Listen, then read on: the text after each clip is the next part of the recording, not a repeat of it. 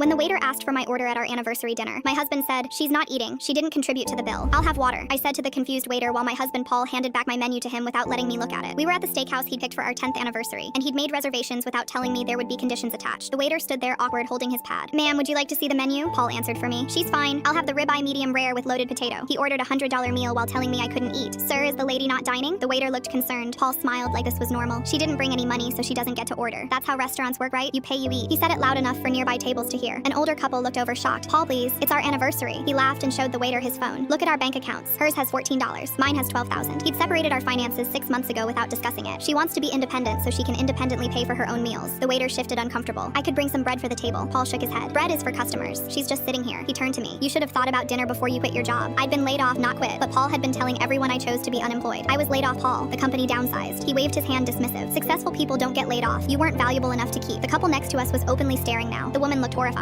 Paul noticed and spoke louder. "I'm teaching her about consequences. No contribution means no consumption." He pulled out cash and fanned it on the table. "See this? This is what work looks like." The waiter tried again. "Perhaps a small salad?" Paul grabbed the money back. "Did you not understand? She has no money means she gets no food. It's simple economics." He looked at me. "Maybe being hungry will motivate you to find work faster." I'd applied to 40 jobs that week. "You told me not to take the retail position because it was beneath us." Paul laughed harsh. "That was before I realized you're professionally worthless. Now any job would be an improvement." The woman from the next table walked over. "Excuse me, miss, would you like to join us? We have an extra seat." Paul stood up angry. "She's my wife. She sits with me." The woman looked at him disgusted. "You're starving your wife in public." Paul pulled out his phone again. "I'm teaching financial responsibility." He showed her something on the screen. "This is her spending from last month. $60 on groceries." The woman looked confused. "She bought food for your home?" Paul nodded. "With my money." "Then she has the audacity to say she's broke." He turned back to me. "You spent my grocery money, so now you can watch me eat." The waiter left to get the manager. Paul didn't notice because he was pulling up more bank records. "Look, January she spent $30 on gas. February $40 on medication." He showed everyone around us. All my money. But now suddenly she needs dinner? My medication was for anxiety, which had gotten worse since Paul became like this. "That was when we shared accounts, Paul. You said household expenses were both our responsibility." He sat back down. "That was before you became a financial burden." The manager arrived and Paul immediately started complaining. "Your waiter keeps trying to force food on my wife when I clearly stated she's not ordering." The manager looked between us. "Sir, is there a problem?" Paul smiled his business smile. "No problem. I'm a paying customer ordering a meal. She's just accompanying me." The manager hesitated. "We can't serve one person while the other sits hungry." Paul pulled out more cash. "I'll pay for her seat. A rental fee. How's $50? He put the bill on the table. "There. Now she's paid to sit, but not eat." The older woman from the next table spoke up. "This is financial abuse." Paul turned on her. "Abuse? I'm the one who pays for everything. House, mortgage, utilities, insurance. All me." He counted on his fingers. "She contributes nothing but expects to eat at expensive restaurants." The woman's husband stood up too. "Young man, you're humiliating your wife." Paul laughed. "She humiliated herself by being unemployable." That's when things shifted. The waiter came back with the manager and a security guard. "Sir, we're going to have to ask you to leave." Paul's face went red. "What?" "I'm the paying customer." The manager nodded. "And we reserve the right to refuse service. You're disturbing other guests." Paul stood up, outraged. "This is discrimination against successful people." The security guard stepped closer. "Sir, please leave voluntarily." Paul grabbed his cash. "Fine, but she's walking home. Gas costs money." He stormed out, leaving me there. Full story on channel, link below.